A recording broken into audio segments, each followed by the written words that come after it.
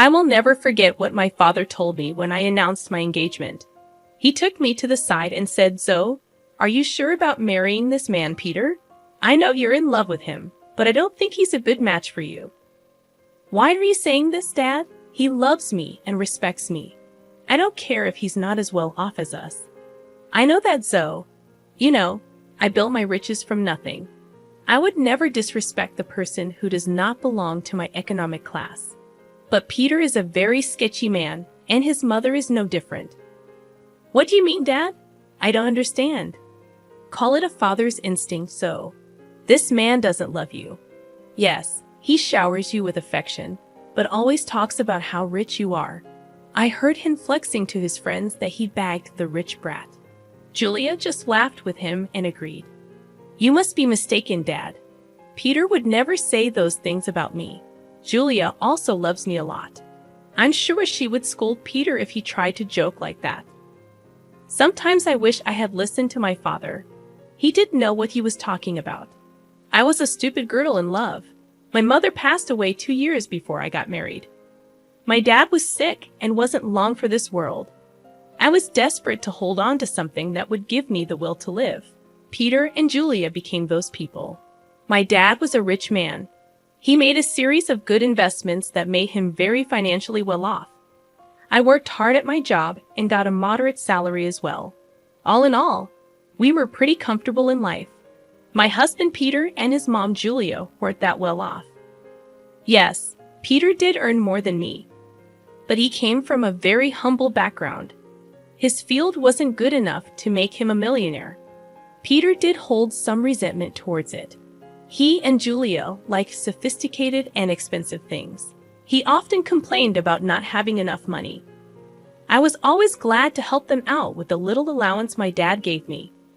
I even let Peter and Julia move into my house after marriage, but neither Peter nor Julia were happy with my house. They said, "It's such a shame that you live in a small house. Your dad literally lives in a mansion. How come you bought such a small townhouse?" "I don't earn a lot, Peter. Dad lives in a mansion because he has lots of money. I'm a simple office employee earning a moderate salary. This house was difficult for me to buy as well. Dad helped me out with the down payment." "Well, if he helped you out, he should have got you a better place.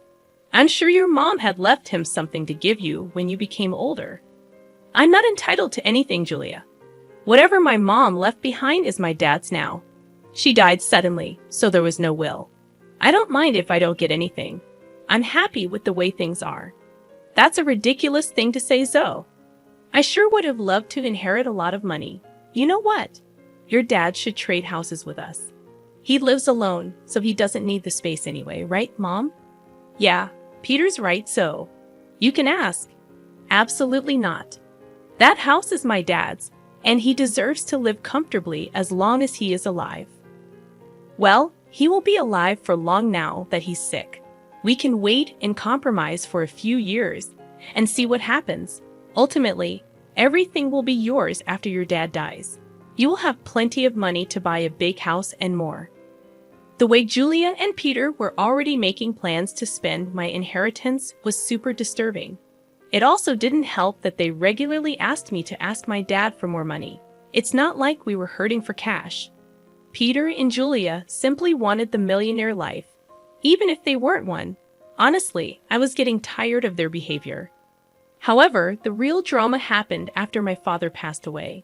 My dad's cancer took him away from me. Pretty soon, I was devastated but got little support from Peter or Julia. They were only concerned about the date of the will reading and didn't even help with the funeral. Hell, they refused to attend the funeral because my dad was no one to them. I was heartbroken and furious at that point. My dad's words kept coming back to me. I was getting suspicious of them and started to have doubts about their intentions. I was afraid that they were really after my inheritance money. They were not allowed to be in the reading of the will. Peter and Julia said, "Why the hell are we not allowed to read the will? This is ridiculous. Lawrence was my own father-in-law." "Yes, this is ridiculous. We are family and should be present for this event. We have the right to know what Lawrence left in the will." At least my son should be allowed to be there. Your son is not in the will, Julia, so he cannot read the will.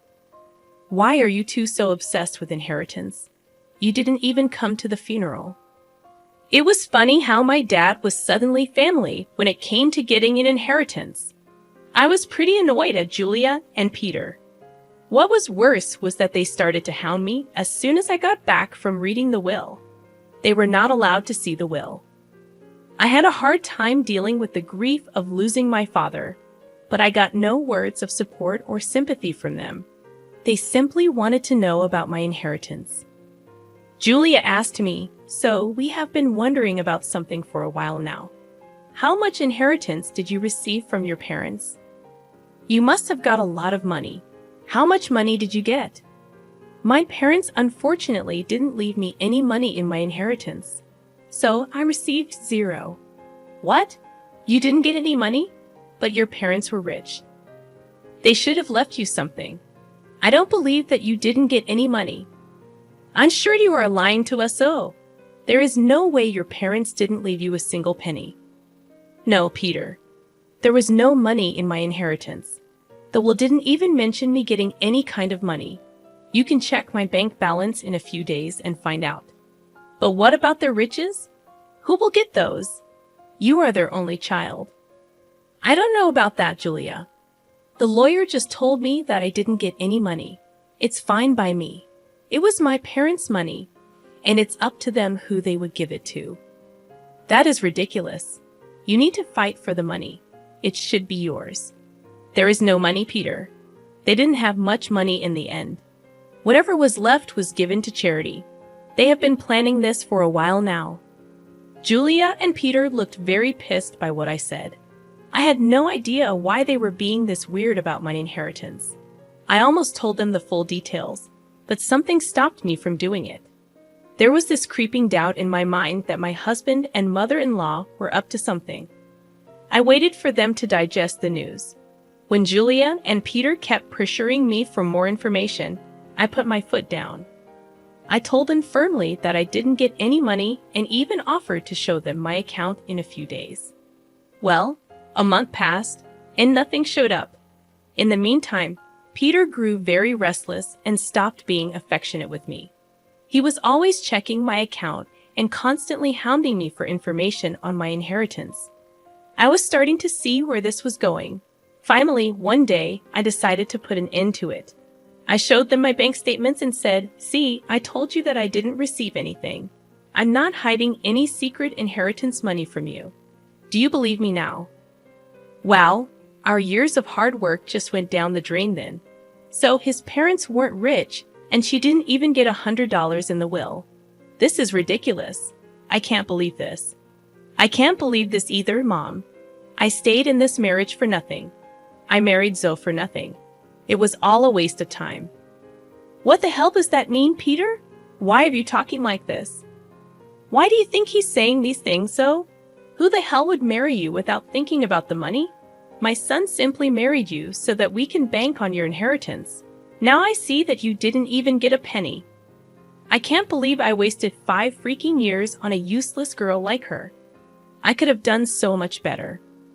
I was stunned to hear them speak that way about me. I could finally tell that Peter married me for money. My parents were right about him and his mom. They were freaking gold diggers. I was so freaking done with my husband and mother-in-law. I was breaking inside, but what they said next turned me into stone. Julia looked at Peter solemnly and said, "What is done, Peter. But now it's time for you to divorce Zoe. There is no reason why you should stay with her anymore. You will have time to find a new rich wife. This time, we will make sure she actually has some money to her name." Are you freaking kidding me, Julia? You are asking Peter to divorce me over money. Peter, are you going to listen to her? Of course, I would listen to her, Zoe. I married you so that I and my mom could have a comfortable life. We grew up poor, and I didn't even go to college. I had no way of earning a lot of money. So, you pretended to love me and then tricked me into marrying you. You thought that my parents would give me lots of money that I would readily share with you. Yes, that's what I thought. It was the only way I could give my mom the life she wanted. But now I see that my efforts were in vain. Mom's right. I need to divorce you and keep looking. I was stunned by what Peter said. He said those things so nonchalantly that I started to question my own sanity. Julia and Peter went on to express their frustration at my marriage and myself. I didn't hear a word after a while. I was too busy coming to terms with what they just threw at me. Their total lack of reaction and Peter's sudden shift in behavior were both depressing and angering to me. After a point, I was so mad that I wanted to scream and throw things. However, I didn't do any of that. I calmly said, "Okay then, Peter. If a divorce is what you want, you will get it. I was never the one to say no to your demands. I might as well give in to your demand now as a last favor. So, you will agree to a mutual divorce. It'll save us both a lot of money. By the looks of it, you don't have much to go on anyway. Don't think of this as an opportunity to get alimony from my son. We will fight you tooth and nail before you give up that dream. You better preserve your lawyer fees and agree to a mutual divorce. It'll be best for you." You're right.